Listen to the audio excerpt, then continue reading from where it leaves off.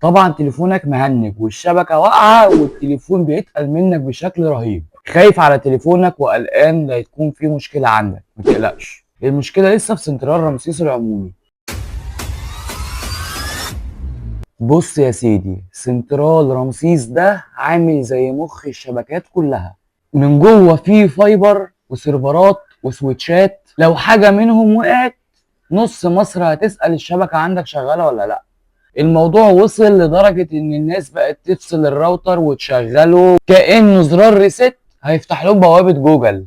المصيبة ان شركات المحمول كلها معتمدة على البنية التحتية دي، يعني لو رمسيس عطس الشبكات كلها كحت.